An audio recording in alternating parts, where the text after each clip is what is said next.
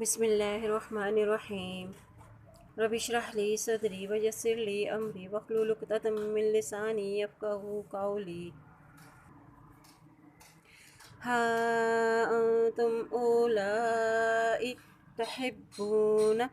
تحبونہم ولا یحبونکم وتؤمنون بالکتاب کلہ وإذا لقوکم قالوا آمنا وإذا خلوا عدوا علیکم الانامل من الغیظ۔ غور کرو، ہاں تم تو انہیں پسند کرتے ہو اور تم سے محبت نہیں کرتے، تم پوری کتاب کو مانتے ہو اور وہ نہیں مانتے، تو پھر یہ کیسی محبت ہے؟ پھر یہ تمہارے سامنے اپنے ایمان کا اقرار کرتے ہیں مگر تنہائی میں مارے غصے کی اپنی انگلیاں چباتے ہیں۔ قل موتوا بغیظکم ان اللہ علیم بذات الصدور، کہہ دیجئے اپنے غصے میں ہی مر جاؤ، بے شک اللہ سینوں کے بھید خوب جانتا ہے۔ یعنی وہ لوگ تمہارے دوست کیسے ہو سکتے ہیں جن کے دل میں تمہارے یہ محبت نہ ہو اور تم ان کے بارے میں دھوکے کا شکار ہو جاتے ہو اور ان سے محبت کر بیٹھتے ہو، حالانکہ وہ تم سے محبت نہیں کرتے۔ تم ان کے نبیوں اور کتابوں پر ایمان رکھتے ہو مگر وہ تمہارے کتاب اور نبی پر ایمان نہیں لاتے۔ ان کا یہ رویہ کیسا ہوتا ہے؟ یعنی جب وہ ملاقات کرتے ہیں تم سے، یعنی اہل ایمان والوں سے، تو کیا کہتے ہیں؟ تو یہ دعویٰ کرتے ہیں کہ ہم ایمان لے آئے، اور جب وہ تنہا ہوتے ہیں تو تم پر اپنی انگلیاں کاٹتے ہیں غصے سے، یعنی ان کے ظاہر و باطن میں تضاد ہے۔ تو کہہ دو کہ ماں جو اپنے غصے کے ساتھ، اور بے شک اللہ تعالیٰ جاننے والا ہے سینوں کے بھید کو، یعنی تم ایمان والوں کے خلاف اپنے دل میں کتنا کینہ رکھتے ہو۔ تمسسکم حسنۃ تسؤہم وإن تصبکم سیئۃ یفرحوا بها وإن تصبروا وتتقوا لا یضرکم کیدہم شیئا ان اللہ بما یعملون محیط۔ تمہیں اگر بھلائی ملے تو وہ ان کا کیا رد عمل ہوتا ہے؟ وہ ناخوش ہوتے ہیں، اور اگر تمہیں برائی پہنچے تو خوش ہو جاتے ہیں۔ تم اگر صبر کرو اور پرہیزگاری کرو تو ان کا یہ مکر تمہیں کوئی بھی نقصان نہیں پہنچا دے گا، بے شک اللہ تعالیٰ ان کے اعمال کا احاطہ کر رکھا ہے۔ اب اس آیت میں منافقین کی شدید عداوت کا ذکر کیا جا رہا ہے جو انہیں مومنوں کے ساتھ تھی، کہ جب وہ مسلمانوں کو خوشحال حالت میں دیکھتے یا بھلائی دیکھتے یا اللہ کی طرف سے ان پر کوئی خاص عنایت دیکھتے، فتح و نصرت ملتی انہیں، تو وہ ان کو اچھا نہیں لگتا تھا، تو وہ کیا کرتے تھے؟ حسد کرنے لگ جاتے تھے۔ اور جب مسلمانوں کو کوئی پریشانی ہوتی، غم ہوتا، قحط سالی ہوتی یا تنگ دستی ہوتی یا شکست کا سامنا ہوتا تو وہ بہت خوش ہوتے۔ تو بتائیں کہ یہ لوگ دوست بننے کے قابل ہیں؟ اب ان کی چالوں کے نقصان سے بچنے کے لیے کیا کرنا ہے؟ صبر کرنا ہے اور تقویٰ سے کام لینا ہے۔ بے شک اللہ تعالیٰ ساتھ اس کے جو بھی وہ عمل کرتے ہیں انہیں گھیرنے والا ہے، اور تمہاری مدد کب ہوگی؟ جب تم صبر کرو گے اور تقویٰ اختیار کرو گے۔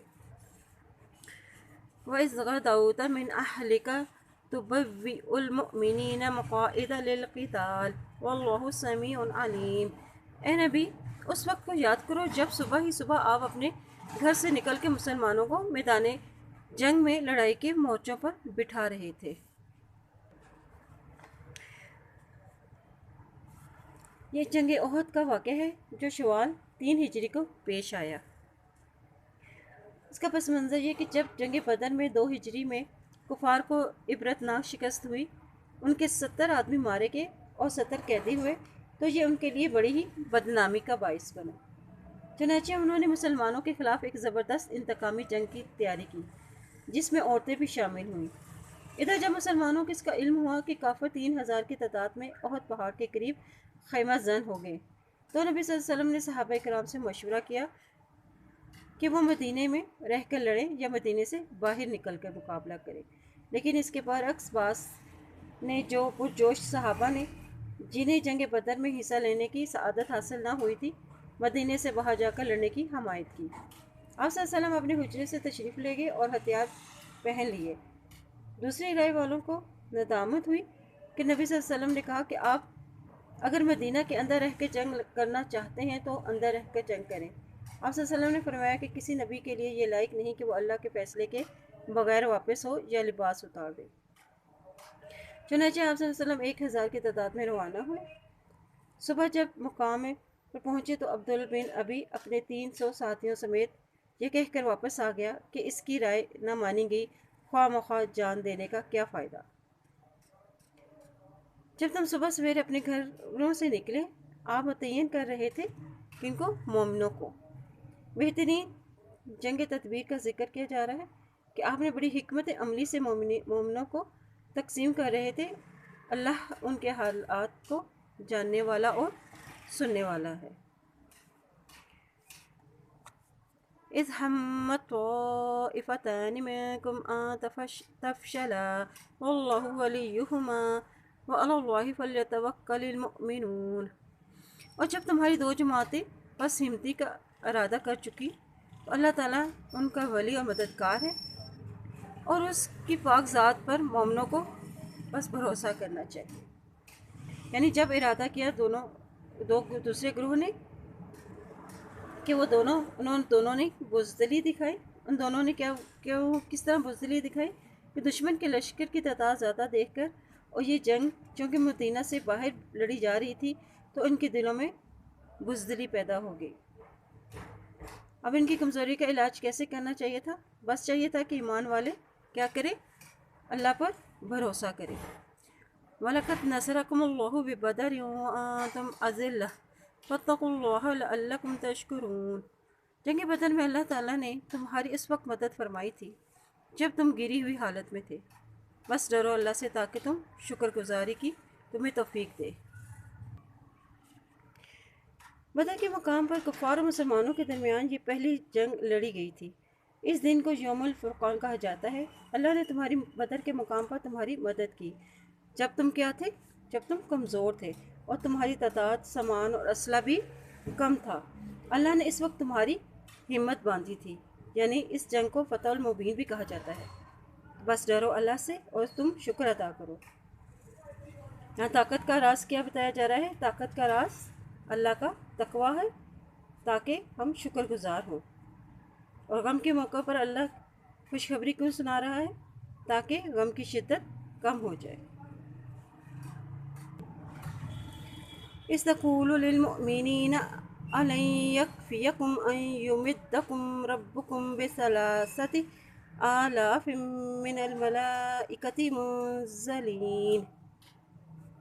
اور جب آپ مومنوں کو تسلی دے رہے تھے، کیا آسمان سے 3000 فرشتے اتار کر مدد کی، کیا یہ تمہاری کافی نہ ہوگا؟ بَلَىٰ إِن تَصْبِرُوا وَتَتَّقُوا وَيَأْتُوكُم مِّن فَوْرِهِمْ هَٰذَا يُمْدِدْكُمْ رَبُّكُم بِخَمْسَةِ آلَافٍ مِّنَ الْمَلَائِكَةِ مُسَوِّمِينَ۔ کیوں نہیں اگر تم صبر کرو، پرہیزگاری کرو، اور یہ لوگ اس وقت تمہارے پاس آئیں گے تو تمہارا رب تمہاری مدد 5000 فرشتوں سے کرے گا جو نشاندار ہوں گے، یعنی پہچان کے لیے ان کی خاص علامت ہوگی۔ یعنی اگر تم صبر اور تقویٰ اختیار کرو گے تو دنیا اور آخرت میں کامیابی حاصل کرو گے۔ اگر تمہارے دشمن تمہارے پاس جوش سے آئیں یعنی شدید حملہ کریں تو تم پریشان نہ ہونا، تمہارا رب تمہاری مدد 5000 فرشتوں کے ذریعے کرے گا جو نشان لگے ہوئے ہوں گے اور تمہاری مدد کو آئیں گے۔ فرشتوں کی علامت کیا تھی؟ یعنی ان کی پیشانی سفید تھی۔ اب اس کا پس منظر یہ ہے کہ مسلمان بدر کی جانب محض قافلہ قریش پر جو تقریباً نہتا تھا چھاپا مارنے نکلا تھا، مگر بدر پہنچتے پہنچتے معلوم ہوا کہ مکہ سے مشرکین کا ایک لشکر پورے جوش و خروش کے ساتھ چلا آ رہا ہے۔ یہ سن کے مسلمانوں میں گھبراہٹ اور تشویش پیدا ہوئی۔ انہوں نے اپنے رب سے دعا کی، اس پر اللہ نے انہیں 1000 پھر 3000 فرشتے اتارنے کی بشارت دی، اور مزید وعدہ کیا کہ اگر تم صبر کرو گے اور تقویٰ اختیار کرو گے تو اگر دشمن جس غیظ و غصے سے آ دھمکے گا تو فرشتوں کی تعداد 5000 تک کر دی جائے گی۔ چونکہ مشرکین کا جوش و غضب برقرار نہ رہا، اس لیے 5000 فرشتوں کی ضرورت ہی پیش نہ آئی۔ وما جعله الله إلا بشرى لكم ولتطمئن قلوبكم به وما النصر إلا من عند الله العزيز الحكيم۔ اور یہ تو محض تمہارے دل کی خوشی اور اطمینان قلب کے لیے ہے، ورنہ مدد تو اللہ ہی کی طرف سے ہے جو غالب اور حکمت والا ہے۔ یہ فرشتوں کی تعداد تمہیں تسلی دینے کے لیے ہے۔ اب فرشتوں کی تعداد کو خوشخبری کیوں بنایا گیا؟ کیونکہ فرشتوں کی تعداد کو تاکہ ان کا دل جو ہے وہ مطمئن ہو جائے، تاکہ کاٹ دے ایک گروہ کو کفار سے۔ اور کیا تھا؟ لِيَقْطَعَ طَرَفًا مِّنَ الَّذِينَ كَفَرُوا أَوْ يَكْبِتَهُمْ فَيَنقَلِبُوا خَائِبِينَ، اور تاکہ کاٹ دے ایک جماعت کو کافروں کی یا انہیں ذلیل کر دے، سب نامراد ہو کر واپس چلے جائیں۔ اب یہ فرشتوں کی تعداد جو تھی اس کو خوشخبری کیوں بنایا گیا؟ تاکہ ان کے ایک تو دل مطمئن ہو جائے، اور نمبر 2 تاکہ کاٹ دے ایک گروہ کو کفار سے یا وہ ذلیل کرے ان کو۔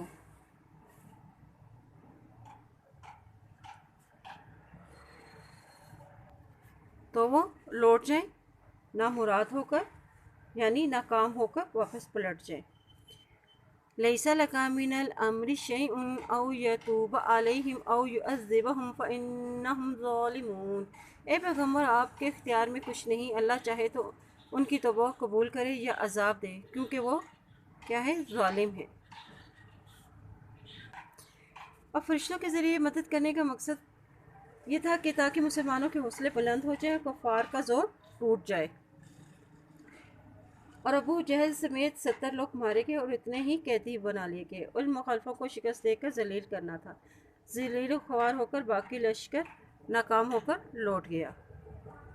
اب کفار کو ہدایت دینا یا ان کے معاملے میں کسی بھی قسم کا فیصلہ کرنا، یہ سب اختیار کس کے پاس ہے؟ اللہ کے پاس ہے۔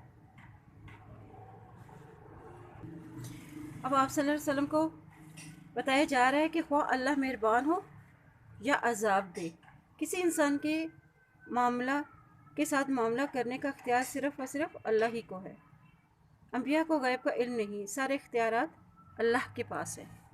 وَلِلَّهِ مَا فِي السَّمَاوَاتِ وَمَا فِي الْأَرْضِ يَغْفِرُ لِمَن يَشَاءُ وَيُعَذِّبُ مَن يَشَاءُ وَاللَّهُ غَفُورٌ رَحِيمٌ، اور اللہ ہی کے لیے ہے جو کچھ آسمان و زمین میں ہے، وہ بخش دیتا ہے جسے وہ چاہتا ہے، اور وہ عذاب دیتا ہے جس کو وہ چاہتا ہے، اور اللہ تعالیٰ بخشنے والا اور رحم فرمانے والا ہے۔ یا ایھا الذین آمنوا لا تأکلوا الربا اضعافا مضاعفۃ واتقوا اللہ لعلکم تفلحون، اے لوگوں جو ایمان لائے ہو، نہ تم بڑھا چڑھا کر سود نہ کھاؤ، اور اللہ سے ڈرو تاکہ تمہیں نجات ملے۔ اب جنگ کے بعد فوراً ہی سود کا ذکر آ گیا، ایسا کیوں ہوا؟ چونکہ جنگ احد میں ناکامی کا سبب مال تھا، اور سود مال کی ہوس اور بغض کا نتیجہ ہے، اس لیے سود سے منع کیا گیا ہے۔ سود کم ہو یا زیادہ حرام ہے۔ زمانہ جاہلیت میں رواج عام تھا کہ جب بھی ادائیگی کی مدت آتی، ادائیگی ممکن نہ ہوتی تو مزید مدت میں اضافے کے لیے سود میں بھی اضافہ ہوتا چلا جاتا تھا، جس کی وجہ سے تھوڑی سی رقم بھی بڑھ چڑھ کر کئی گنا ہو جاتی تھی۔ وَاتَّقُوا النَّارَ الَّتِي أُعِدَّتْ لِلْكَافِرِينَ، اور اس آگ سے ڈرو جو کافروں کے لیے تیار کی گئی ہے۔ یا کیا تم سود کھا کر اس آگ میں جانا چاہتے ہو؟ وَأَطِیعُوا اللَّهَ وَالرَّسُولَ لَعَلَّکُمْ تُرْحَمُونَ، اور اطاعت کرو اللہ اور اس کے رسول کی تاکہ تم پر رحم کیا جائے۔ یعنی اگر ہم اللہ کی رحمت چاہتے ہیں تو ہمیں کیا کرنے کا کام ہے ہمارے لیے؟ کہ ہم اللہ اس کے رسول کی اطاعت کریں۔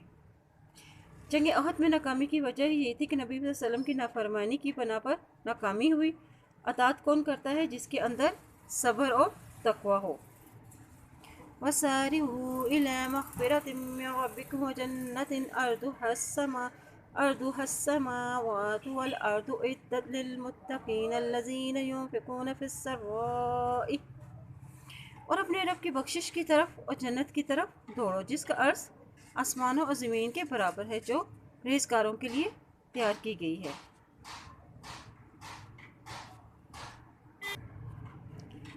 اب فوراً وہ کام کرو جس سے اللہ تمہارے گناہ معاف کر دے، یعنی ایسے کام کرنے چاہیے جو جنت کے حصول کو آسان کر دے۔ اور وہ جنت کیسی ہوگی؟ جس کی چوڑائی آسمان و زمین کے برابر ہوگی، جو کس کے لیے تیار کی جا رہی ہے؟ متقین کے لیے۔ اموال و دولت کے پیچھے لگ کر آخرت تباہ کرنے کے بجائے اللہ اور اس کے رسول کی اطاعت کریں۔ اللہ سے مغفرت مانگنے میں جلدی کرو تاکہ جنت کا حصول آسان ہو جائے، اور یہ جنت متقین کے لیے تیار کی گئی ہے۔ اور اگلی آیات میں متقی اور جنت پانے والوں کی صفات کا ذکر ہے۔ وہ جنتی اور متقین پرہیزگار لوگ کیسے ہوتے ہیں؟ الذین ينفقون فی السراء، جو لوگ آسانی میں خرچ کرتے ہیں، والضراء والکاظمین الغیظ والعافین عن الناس واللہ یحب المحسنین، اور سختی کے موقع پر اللہ کی راہ میں خرچ کرتے ہیں، اور کیا ہے، غصہ پینے والے ہیں اور لوگوں سے درگزر کرنے والے ہیں، اور اللہ ان نیکوکاروں سے محبت کرتا ہے۔ متقین لوگوں کی صفات بیان کی گئی ہیں کہ غصے کو پی جانے والے ہیں، یعنی غصے کی حالت میں، یعنی اپنی ذات کو یاد کر لیں کہ میں کیا چیز ہوں۔ تکبر تو صرف شیطانی عمل ہے۔ خوشحالی اور تنگی میں خرچ کرنا، یعنی ہر حال میں، ہر موقع پہ اللہ کی راہ میں، زیادہ ہو نہ ہو، تھوڑا ہو جتنا ہو، اللہ کی راہ میں خوشی سے، دل کی خوشی کے ساتھ خرچ کرنا۔ اور یہاں پہ غصے کا علاج کیا بتایا گیا ہے؟ صبر۔ والذین اذا فعلوا فاحشة او ظلموا انفسهم ذکروا اللہ فاستغفروا لذنوبهم ومن يغفر الذنوب الا اللہ ولم يصروا على ما فعلوا وهم يعلمون۔ اور جب ان لوگوں سے ناشائستہ کا ہو جائے یا کوئی گناہ کر بیٹھیں تو فوراً اللہ کا ذکر کرتے ہیں اور اپنے گناہوں کے لیے استغفار کرتے ہیں، اور اللہ کے سوا کون گناہ بخشنے والا ہے، اور وہ لوگ باوجود علم کے کسی برے کام پر نہیں اڑ جاتے۔ اب اس آیت میں متقین کی مزید صفات بیان کی گئی ہیں، جس میں ان سے کبھی غلطی یا گناہ ہو جائے تو کیا کرتے ہیں؟ فوراً ہی توبہ اور استغفار کرنے لگ جاتے ہیں، اور جب حیائی کے کام کر بیٹھتے ہیں تو اللہ کا ذکر کرتے ہیں۔ اور اللہ کے سوا کون ہے جو بخشے گا؟ بخشش کے لیے شرط کیا ہے؟ ایک تو گناہوں کو چھوڑ دیں، اور جو بھی تم نے عمل کرتے ہو اللہ اسے جاننے والا ہے۔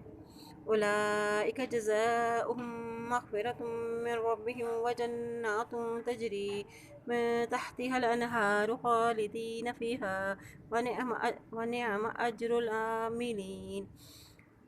انہیں ان کا بدلہ ان کے رب کی طرف سے مغفرت ہے اور جنت ہے جس کے نیچے سے نہریں بہتی ہیں، اور ہمیشہ ہے وہ ان میں رہنے والے ہیں، اور یہ کتنا اچھا امر ہے یہ نیک عمل کرنے والوں کا۔ قد خلت من قبلکم سنن فسیروا فی الارض فانظروا کیف کان عاقبۃ المکذبین۔ تحقیق تم سے پہلے ہی بھی ایسے واقعات گزر چکے ہیں، سو زمین میں چل پھر کر دیکھو کہ جھٹلانے والوں کا کیا انجام ہوا۔ ھذا بیان للناس وہدی وموعظۃ للمتقین۔ یہ قرآن لوگوں کے لیے بیان ہے اور ہدایت ہے اور نصیحت ہے متقین کے لیے۔ اب اس قرآن میں لوگوں کے کیا بیانات ہیں؟ یعنی پہلی امتوں کے جو قصے ہیں وہ بیان ہیں۔ وَلَا تَهِنُوا وَلَا تَحْزَنُوا وَأَنتُمُ الْأَعْلَوْنَ إِن كُنتُم مُّؤْمِنِينَ۔ اور نہ تم سستی کرو، نہ غمگین ہو، اور تم ہی غالب رہو گے اگر ہو تم ایمان لانے والے۔ یعنی گزشتہ جنگ میں تمہیں جو نقصان پہنچا اس سے تم سستی اور غم نہ کھاؤ۔ اگر تمہارے اندر ایمان کی قوت موجود ہے تو تم ہی کامیاب رہو گے۔ اگر تم نے ایمان کے تقاضے پورے کیے تو تم ہی بلند ہوگے اور دشمن تمہارے سامنے جم نہ سکے گا۔ سستی اور غم نہ کھانے سے کیوں منع کیا گیا ہے؟ کیونکہ دل میں جب بھی دنیا کی محبت آ جاتی ہے تو ایمان کمزور ہو جاتا ہے اور نیکیوں کے کاموں میں سستی آنے لگتی ہے اور موت سے ڈر لگتا ہے۔ تو کمزوری کا علاج کس طرح کرنا چاہیے کہ اپنے ایمان کو مضبوط کریں۔ اگر ہم کو اپنے اوپر سوار کر لیں گے تو نیک کاموں کے راستے میں وہ رکاوٹ بنیں گے۔ إِن يَمْسَسْكُمْ كُرْحٌ فَقَدْ مَسَّ الْقَوْمَ كَرْحٌ مِثْلُهُ وَتِلْكَ۔ اگر تم زخمی ہوئے ہو تو تمہارے مخالف لوگ بھی تو ایسے ہی زخمی ہو چکے ہیں۔ وَتِلْكَ الْأَيَّامُ نداولها بين الناس وليعلم الله الذين آمنوا ويتخذ منكم شهداء والله لا يحب الظالمين. ہم ان دنوں کو تمہارے درمیان بدلتے رہتے ہیں. کیوں؟ تاکہ اللہ تعالیٰ ایمان والوں کو ظاہر کر دے اور تم میں سے بعض کو شہادت کا درجہ دے دے، اور اللہ ظالموں سے محبت نہیں کرتا. ایک اور اندازے سے مسلمانوں کو تسلی دی جا رہی ہے کہ اگر جنگ احد میں تمہارے کچھ لوگ زخمی ہوئے ہیں تو کیا ہوا، تمہارے مخالفین بھی تو جنگ بدر میں زخمی ہو چکے ہیں، اور اللہ کی حکمت کا تقاضا ہے کہ وہ فتح اور شکست کے دن پھیرتا رہتا ہے، کبھی غالب کو مغلوب اور کبھی مغلوب کو غالب کر دیتا ہے. فتح و شکست زمانے کی گردش ہے، اس پر پریشان کیوں ہوتے ہو؟ یہ تو صرف آزمائش ہے. اور فتح کے بعد شکست کا ہونے کا کیا مقصد ہے؟ تاکہ اللہ جان لے کہ جو تم میں سے ایمان والے ہیں، یعنی ایمان والوں کو جانچ لے، یعنی زخم لگے تھے تو ان کا عمل ان کی گواہی دے گا، اور بنا لے تم کو شہید، یعنی کچھ لوگوں کو شہادت کا مرتبہ دے دے. اللہ ظالموں سے محبت نہیں کرتا. یا ظالم کون ہے؟ وہ لوگ جو مایوس ہو گئے ہیں اور اللہ کی اطاعت نہیں کرتے. وَلِيُمَحِّصَ اللَّهُ الَّذِينَ آمَنُوا وَيَمْحَقَ الْكَافِرِينَ. اور یہ بھی وجہ تھی کہ اللہ تعالیٰ ایمان والوں کو الگ کر دے اور کافروں کو مٹا دے. اب ایمان والوں کو جانچ لینے کا کیا مطلب تھا کہ جنگ کی شدتوں اور مصیبتوں میں انہوں نے صبر اور استقامت کا مظاہرہ کیا. اور شہید ہونے کا مطلب یہ ہے کہ کچھ لوگوں کی شہادت کا مرتبے پر فائز کرنا تھا. اور خالص کر لیں ان لوگوں کو جو ایمان لائے، یعنی ایمان والوں کو ان کے گناہوں سے ان کو پاک کر دے. تکلیف ایمان میں اضافہ اور آگے بڑھنے کا سبب بنتی ہے. اور مٹا دے کافروں کو، یعنی تکلیف میں کافروں کے حوصلے ٹوٹ جاتے ہیں اور وہ ختم ہو جاتے ہیں. وقتی طور پر فتح سے ان میں تکبر اور سرکشی کا اضافہ ہو گیا تھا، اور یہی چیز ان کی تباہی اور ہلاکت کا باعث بنی تھی. ام حسبتم ان تدخلوا الجنة ولما يعلم الله الذين جاهدوا منكم ويعلم الصابرين.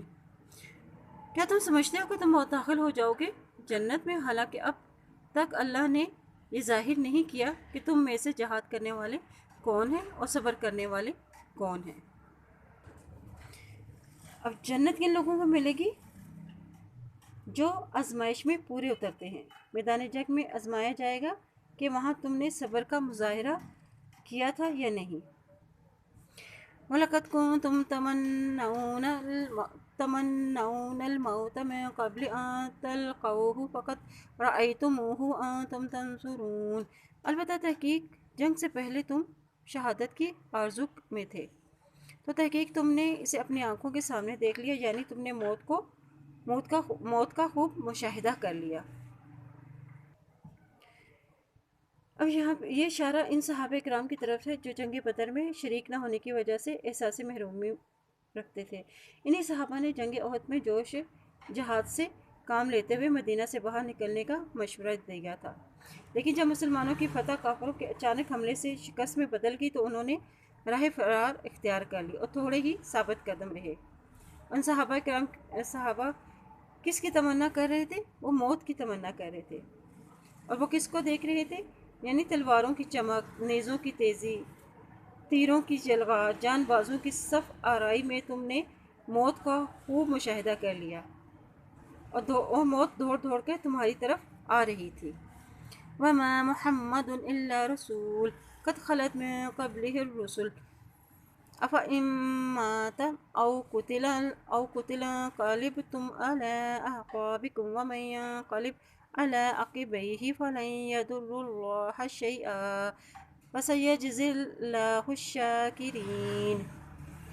اور محمد صلی اللہ علیہ وسلم صرف رسول ہی نہیں ہیں، ان سے پہلے بھی بہت سے رسول گزر چکے ہیں. کہ اگر ان کا انتقال ہو جائے یا وہ شہید ہو جائے تو تم اسلام سے پھر جاؤ گے اپنی ایڑیوں کے بل پر، اور جو کوئی بھی پھر جائے گا تو ہرگز اللہ کا کچھ بگاڑ نہیں سکے گا، اور ان قریب اللہ شکر گزاروں کو نیک بدلہ دے گا.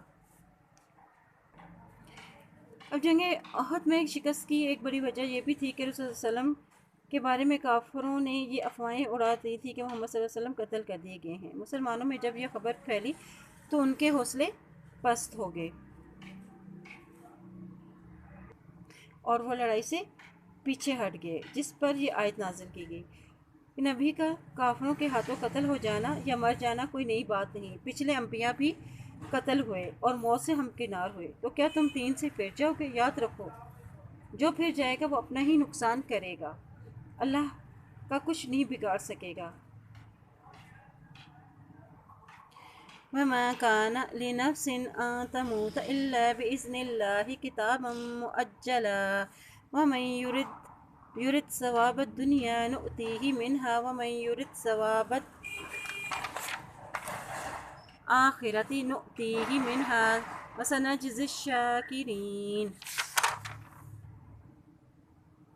بغیر اللہ کے حکم کے کوئی جاندار بھی نہیں مر سکتا،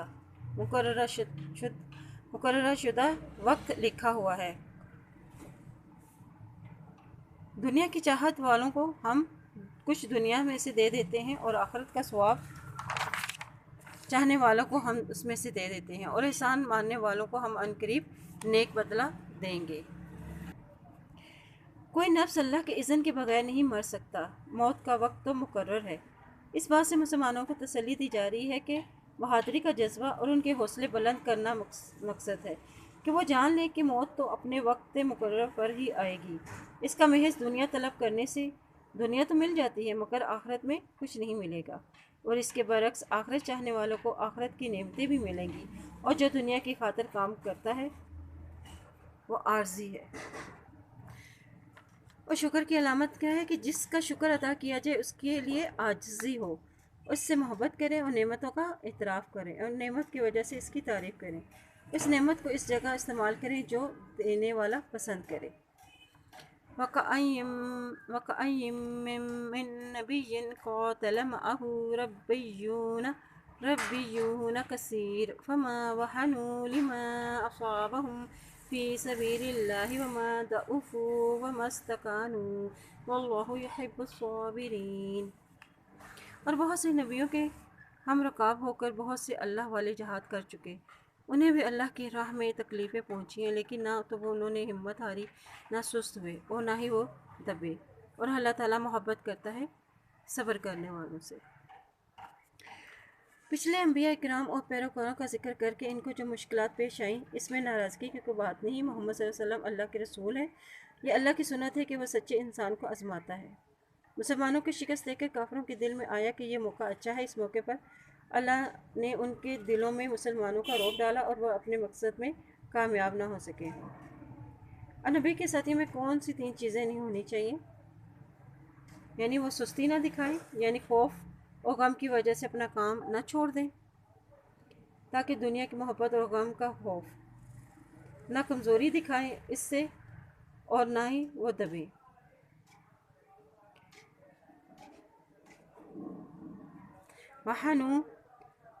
جب وہنو آتا ہے تو عمل اور ارادہ کمزور پڑ جاتا ہے۔ وَمَا كَانَ قَوْلَهُمْ إِلَّا أَن قَالُوا رَبَّنَا اغْفِرْ لَنَا ذُنُوبَنَا وَإِسْرَافَنَا فِي أَمْرِنَا وَثَبِّتْ أَقْدَامَنَا وَانصُرْنَا عَلَى الْقَوْمِ الْكَافِرِينَ۔ اور وہ یہی کہہ رہے تھے کہ پیغمبر ہمارے رب ہمارے گناہوں کو بخش دے اور ہمیں سے جو ہمارے کاموں میں زیادتی ہوئی ہے اسے معاف فرمائے اور ہمیں ثابت قدمی عطا فرمائے، اور کافر قوم پر ہمیں مدد فرما۔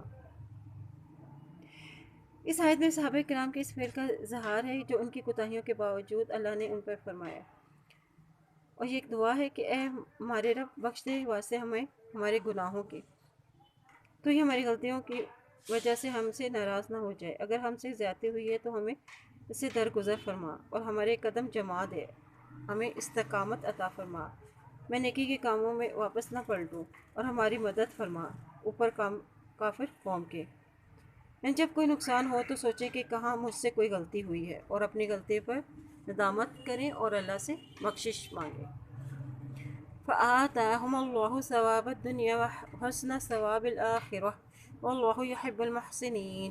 اور اللہ نے انہیں دنیا کا ثواب بھی دیا اور آخرت کا ثواب بھی عطا فرمایا، اور اللہ تعالیٰ نیک لوگوں سے محبت کرتا ہے۔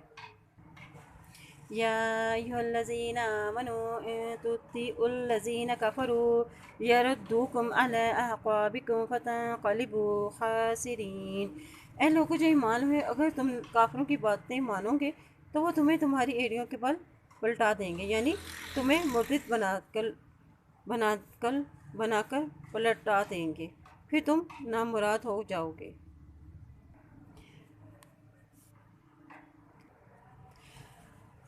कफ़ार को वसल्लम के खिलाफ प्रोपेगेंडा करने का मौका मिला कि अगर ये दीन सच्चा है तो तुम्हें नाकामी ना होती और तुम नाकाम ना लौटते। अल्लाह ने फरमाया, अगर तुम इनकी बातें मानोगे तो तुमको नुकसान उठाना पड़ेगा। वलिल्लाहु मौलाकुम व हुवा खैरुन नासिरीन, बल्कि अल्लाह ही तुम्हारा मौला है और वही बेहतरीन मददगार है। ओहद की शिकस्त से फ़ायदा उठाते हुए बाज़ कुफ़ार मुनाफ़िकीन मुसलमानों को ये मशवरा दे रहे थे कि तुम अपने आबाई दीन की तरफ लौट आओ। ऐसे में मुसलमानों से कहा जा रहा है कि काफिरों की अतात ना करो। कामयाबी अल्लाह की अतात में है और इससे बेहतर कोई मददगार नहीं।